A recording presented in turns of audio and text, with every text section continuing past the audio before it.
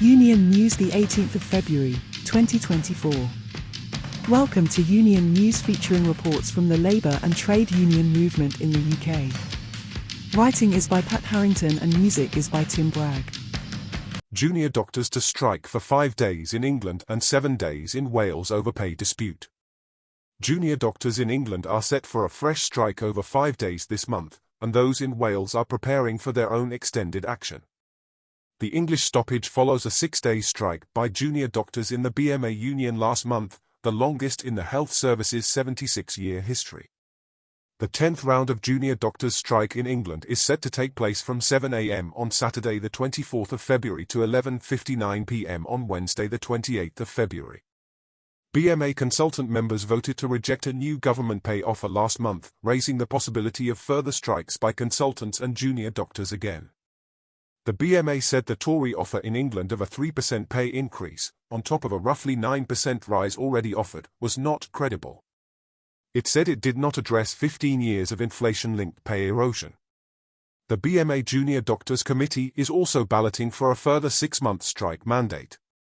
Dr. Robert Lawrenson and Dr. Vivek Trivedi, co-chairs of the BMA Junior Doctors Committee, said the glacial speed of progress in dealings with ministers was frustrating and incomprehensible. Health Secretary Victoria Atkins had made clear that she had a further offer to make, they said. It took more than 20 days for a meeting with a minister to be offered, only then to tell them there was no offer on the table. In Wales, the Labour government offered junior doctors just a 5% increase, lower than the amount recommended by an independent review body. Junior doctors in Wales are set to walk out for 3 days from 7 a.m. on Wednesday next week and for 4 days from 7 a.m. on Monday the 25th of March. Delivery workers strike on Valentine's Day for fair pay and dignity. Delivery riders and drivers in London joined their counterparts in the US and Ireland in a strike on Wednesday evening. They were angry about low pay, harsh conditions, and police harassment. They chose to strike for 5 hours on one of the busiest nights for food deliveries, Valentine's Day. Workers from Uber Eats, Deliveroo, and Just Eat took action across the capital. They set up strong picket lines outside dark kitchens, takeaway-only restaurants, in Tower Hamlets and Hackney. They persuaded some workers who were trying to make deliveries to join them. They also clamped up the bikes of those who refused to stop working. The strikers were mostly migrant workers, many of them from Brazil. They said they had to work long hours every day to make enough money. They complained about the low paper order, which sometimes was as little as ATP. They also said they suffered from fatigue, back pain and rent arrears. The workers took their protest to the home of Deliveroo co-founder and CEO Will Shu. They also rode around Parliament and blocked Westminster Bridge. They demanded better pay and respect from the companies and the authorities. In Dublin, workers gathered at the Spire on O'Connell Street to make the same demands. In the US, thousands of workers for Uber, Lyft and other apps also went on strike. They said they were tired of the exploitation. The strikes were organized from the bottom up by the workers themselves. They should inspire all workers who are fighting for higher pay. They showed that workers can send a powerful message to the bosses with more action. Steelworkers rally in Port Talbot to save blast furnaces and jobs factory. Hundreds of steelworkers from South Wales will hold a rally in Port Talbot on Saturday to demand that Tata Steel UK stops its plans to close down 2 blast furnaces at the site. The union Unite said the closure would destroy jobs, reduce capacity, damage the community and put their national security at risk. Unite General Secretary Sharon Graham, who will speak at the rally along with representatives from community and GMB, said the town of Port Talbot, which depends on steel, needed to be heard. She said Unite had a £12 billion plan to revive British steelmaking over 12 years and was considering industrial action to stop Tata's plans.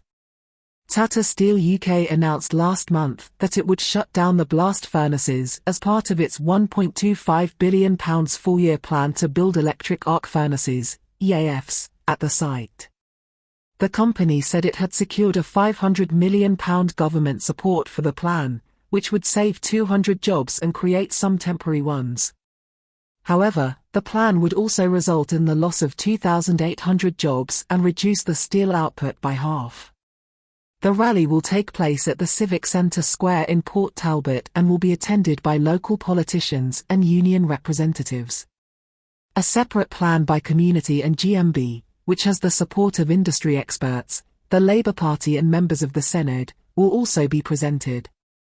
The plan calls for keeping the blast furnaces open and investing in green steel technology.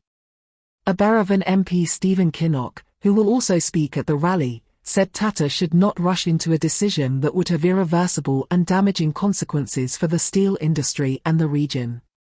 He said the workers and the community deserved a better future. Asda workers vote to strike over toxic conditions and cuts. Workers at 3 more Asda stores are set to join the strike action against the retail giant over its toxic working environment.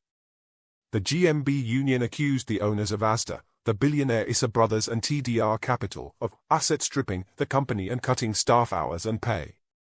The union said nearly 400 workers at the Wisbech, Brighton Hollingbury, and Brighton Marina stores will vote on whether to take industrial action until March 5.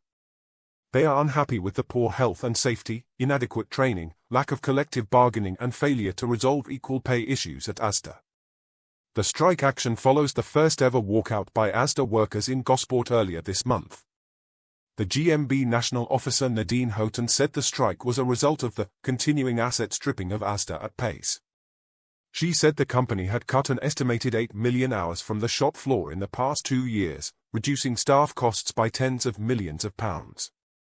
An Asda spokesman said the company had processes in place for the union to raise concerns and was waiting for specific details over the alleged issues. He said the company was committed to providing a safe and rewarding working environment for its staff. And finally, George Galloway hopes to shake up politics with Rochdale by-election victory. George Galloway, the leader of the Workers' Party of Britain, is hoping to pull off a political upset in the Rochdale by-election on February 29. The former Labour MP, who has been campaigning on the issue of Gaza and criticising Keir Starmer's leadership, is the bookies' favourite to win the seat. The by-election was triggered by the death of veteran Labour MP Tony Lloyd, who had a majority of 9,668 in the 2019 general election.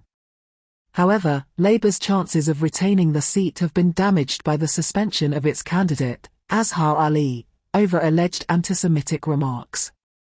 Galloway, who has previously won 2 seats from Labour as a Respect Party candidate, has been appealing to the large Muslim population in Rochdale, which makes up about 20% of the electorate and 30% of the population. He has also been using social media and his online talks how to mobilise his supporters. Galloway said he was offering an alternative to the failed mainstream parties, which he accused of neglecting the working class and the north of England. He said he wanted to revive the spirit of the Rochdale pioneers, who founded the cooperative movement in the 19th century. Galloway faces competition from the Conservative candidate, James Daly, who is the leader of the opposition on Bury Council, and the Liberal Democrat candidate, Andy Kelly, who is a Rochdale councillor. The Green Party, Reform UK, and the Social Democratic Party are also fielding candidates.